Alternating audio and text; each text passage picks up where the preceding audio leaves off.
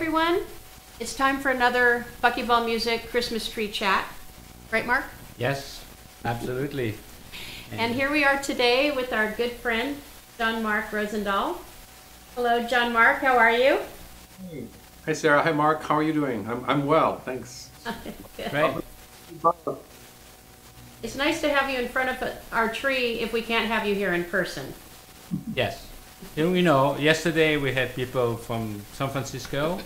Yeah. The day before from Montana. And now John Mark is just uptown. Yeah. Still. Just about 45 minutes away on the A train. That's right. So yeah, and of course, I have seen you since pandemic times, since we've had lunch in the park. That's Back true. That was beautiful. nice in the summer. Yeah, like the summer was a little quieter. We had Yeah. a few people on the roof. We didn't know what was going to happen, and now it's back in force. Back in shelter in place. So we're going to take a look at our chats. We want to make sure everything's streaming okay today. We had a little glitch yesterday with the sound, but we're hoping someone watching will let us know if they can't hear us or see us. So how does it look? Looks good. Yes?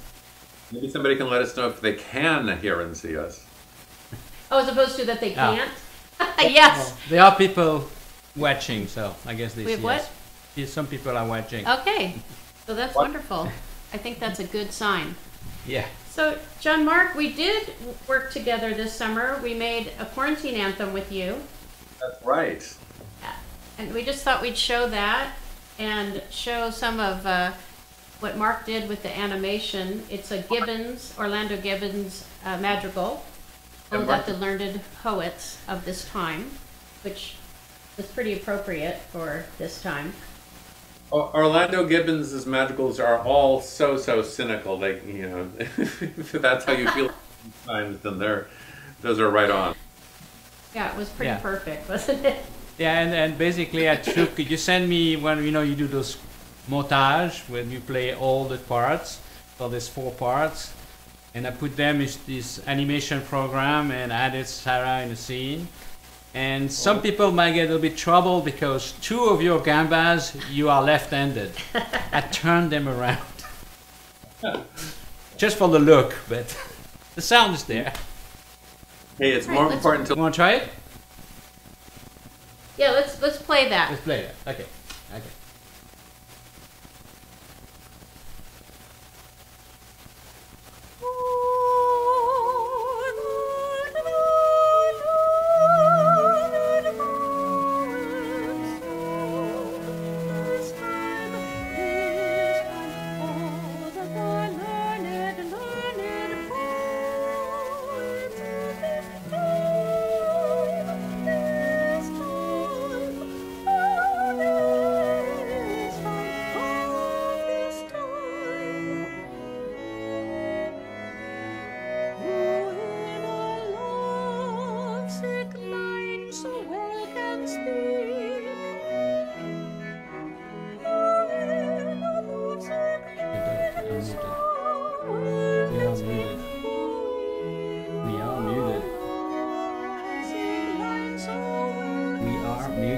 Oh, okay.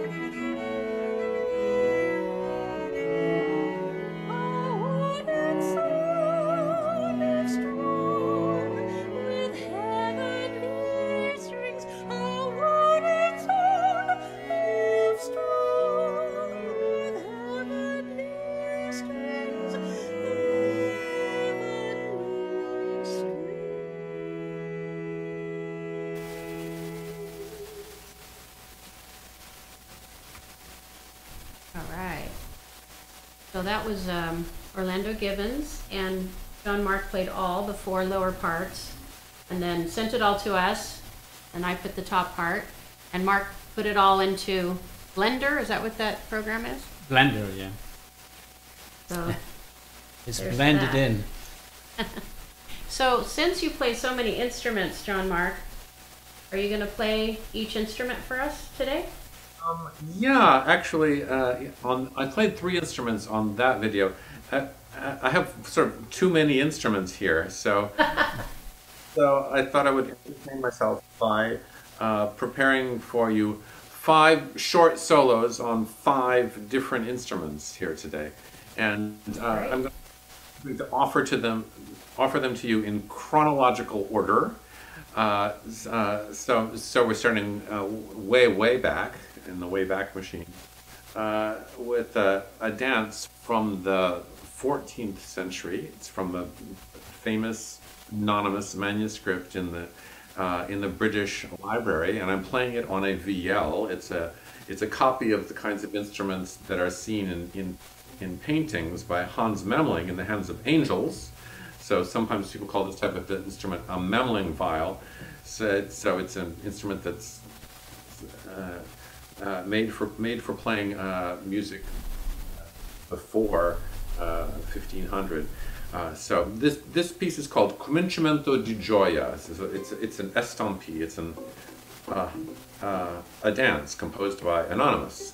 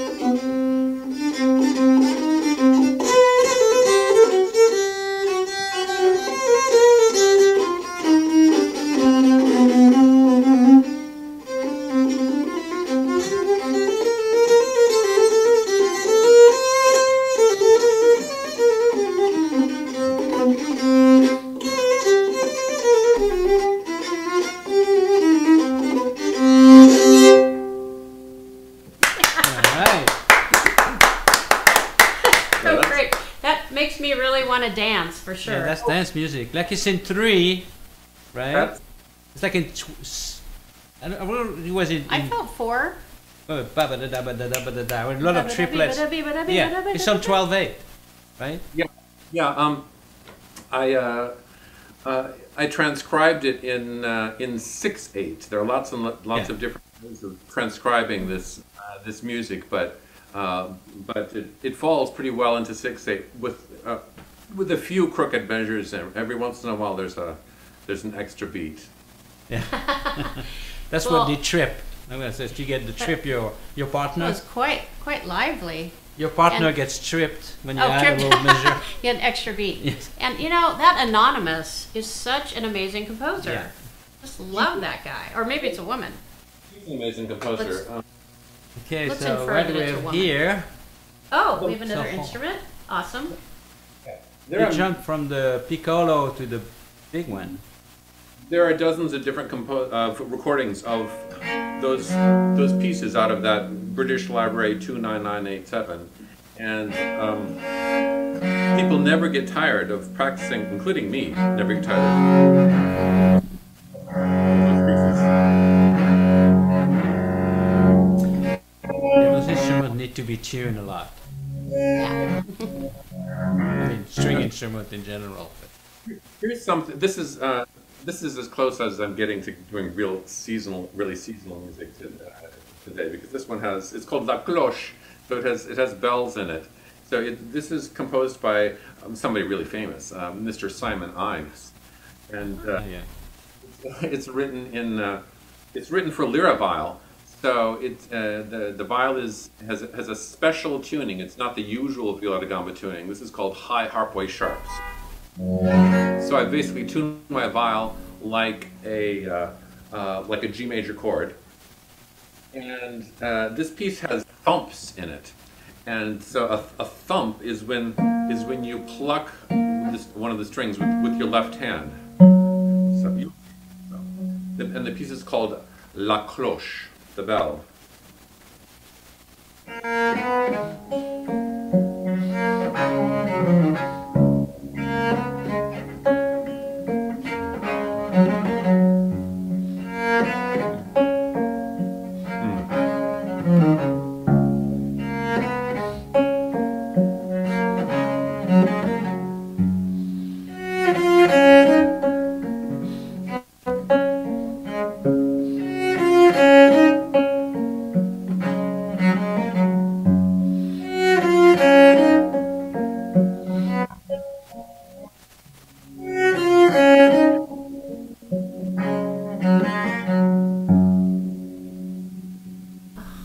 All right.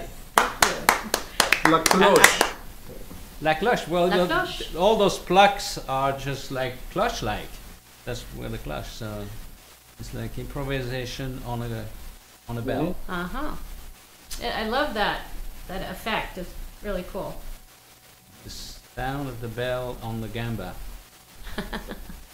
So that was the 6-string viola da gamba. So, but in the at the end of the 17th century, the French, who have to be special always, added a 7th string to the viola da gamba.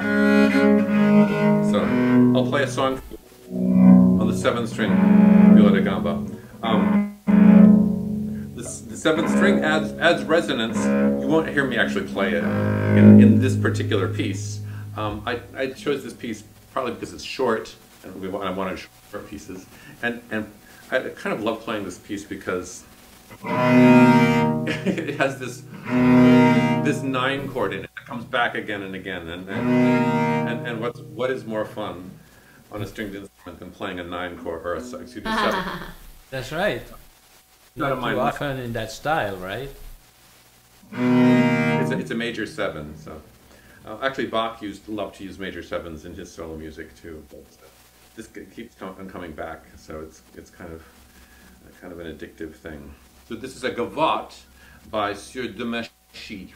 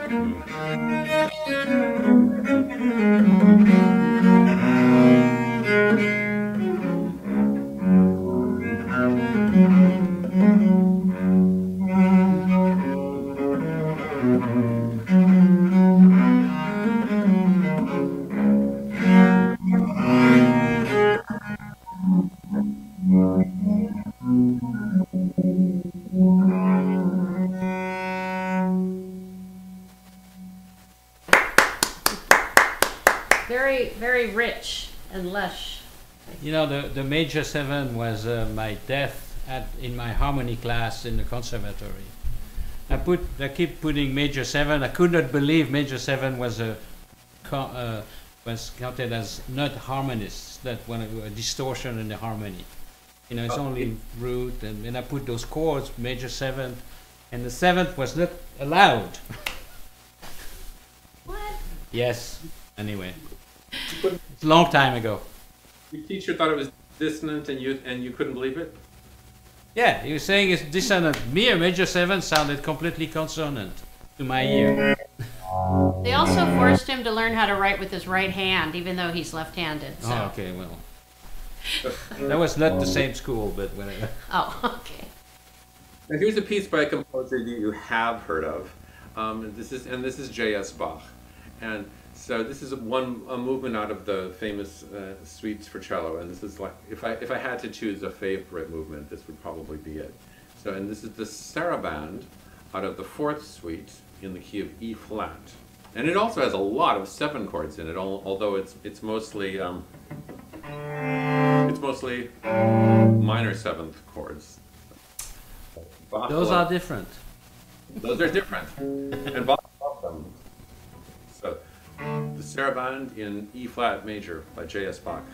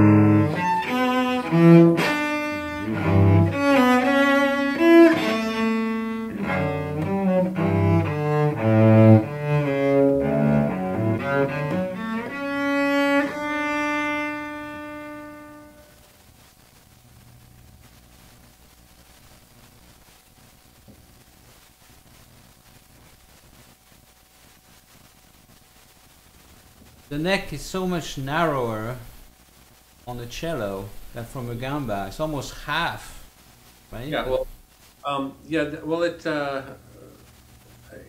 this is a modern neck, which is just a little bit on the narrow side. But even so, a cello has 4 strings, and a gamba has 6, 7.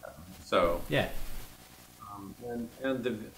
on the gamba, they space the strings so that you can do the kind of chordal fingering that you do on guitars and lutes. So you play chords on the cello, but it's not, the thing isn't really set up to facilitate chords is in the same way. It's more for for linear playing, and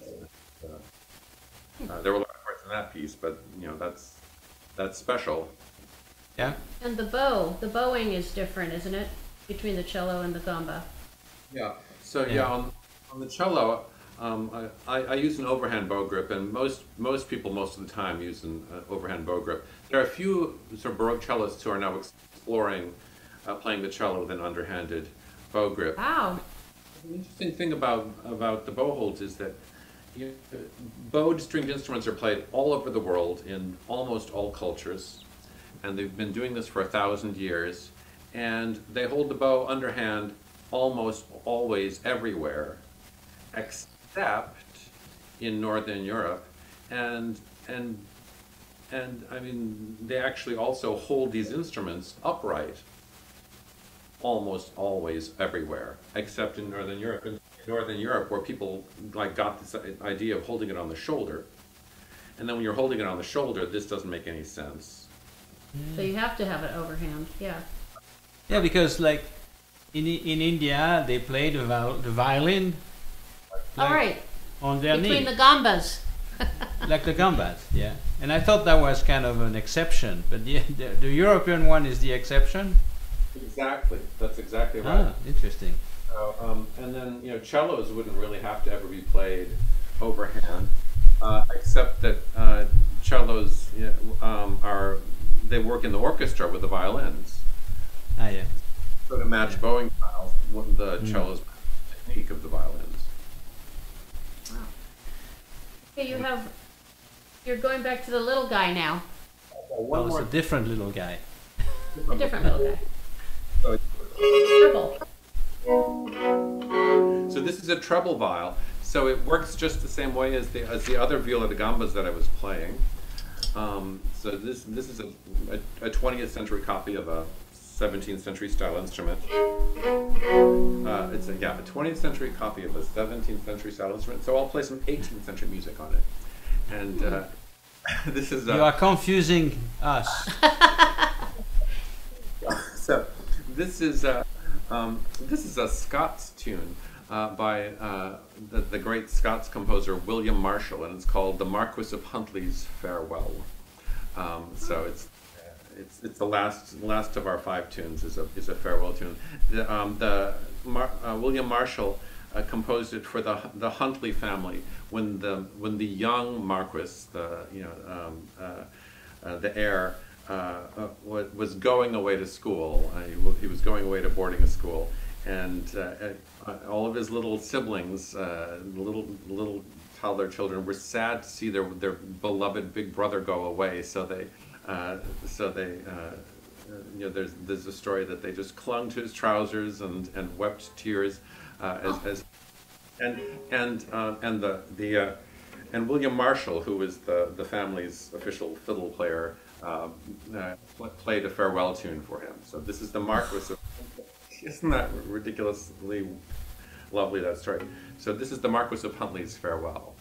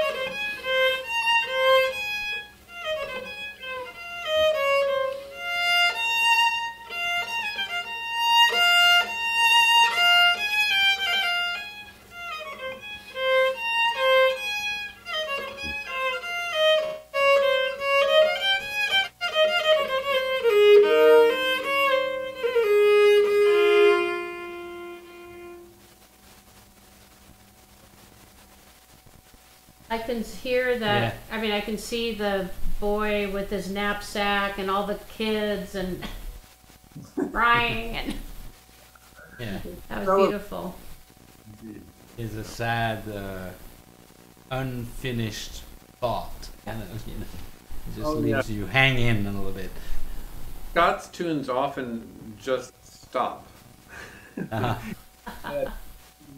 Not in the expected harmonic place. They just, okay, I've said that. I don't care that I haven't cadenced. I think Marshall, like, he saw the little boy go over the hill, and he couldn't see him anymore, and so he just stopped the tune. I think that might have been it. So you just took us through about 4 or 5 centuries just now, right? Well, yeah, 5. Yeah, there was a big gap. We just sort of zoomed from the 14th century to the 17th century, and then we've been hanging out in the 17th and 18th centuries for a while. Nice. Well, that's really great. Thank you so much. And we have one more piece that John Mark has put together on a video where he plays all the parts, and I believe it's a William Byrd piece. And then you have a pendulum on top. Yeah, explain that. The thing with the pendulum is, before there were metronomes, quite a few writers on music wrote about the idea of using a pendulum to regulate time. So you could use a pendulum in order to tell somebody far away how fast a piece should go, because the length of the pendulum determines the speed of the beat. The pulse. The speed of Pulse. The period of the arc. So, and you could also use it to rehearse or to practice. If you could use it like a metronome if you wanted it to keep you steady. So Thomas Mace writes instructions about how to do it. Thomas Mace wrote a really weird book about music and about lute playing at the end of the 17th century. So he says you take a bullet and you tie it to a string, and you attach that string to your ceiling, and he says as the arc gets smaller, the whole thing loses energy. The tempo will not change; it will absolutely remain steady. No, it is actually a fact of the pendulum. It will stay the cycle stay the same. The rate is the same. The width change, but the rate, that's why they have pendulum in clocks. Right. Well, a little science. Science and music. I'll tell you, I posted this on Facebook and got a hilarious and fascinating conversation from math and physics and music geeks who Awesome.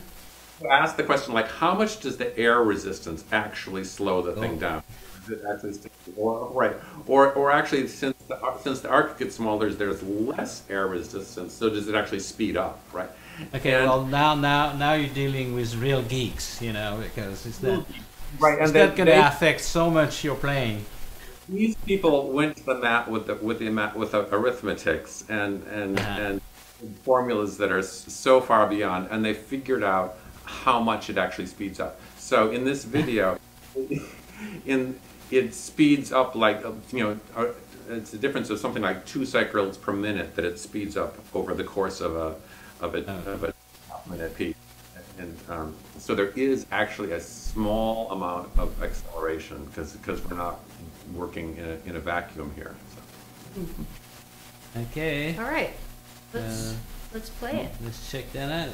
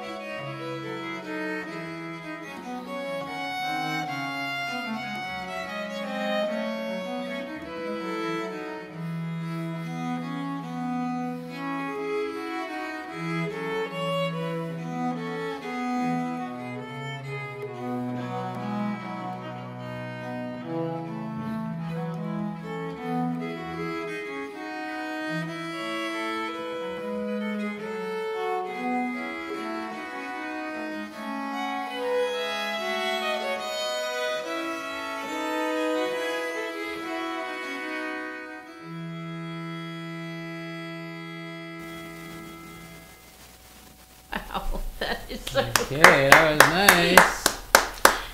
That's amazing because you see the width get smaller, but the pulse stays the same. It's really cool. Yeah, that's a cool video.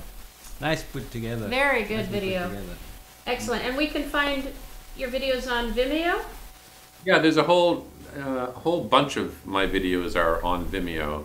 So yeah, Okay. all in one So- account. Okay. We'll include the notes, Yeah. the music that you heard today, and the link to John Mark's Vimeo channel. And thank you so much for joining us. It was really, really great. That's great. And tomorrow we're going to have Michael and Ellen Lytle. And Michael is a wonderful bass clarinetist, and Ellen is a poet. So we'll hear some poetry and solo bass clarinet.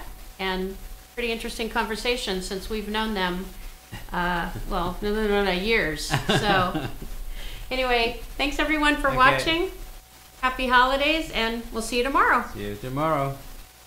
Thank you. Have a good evening.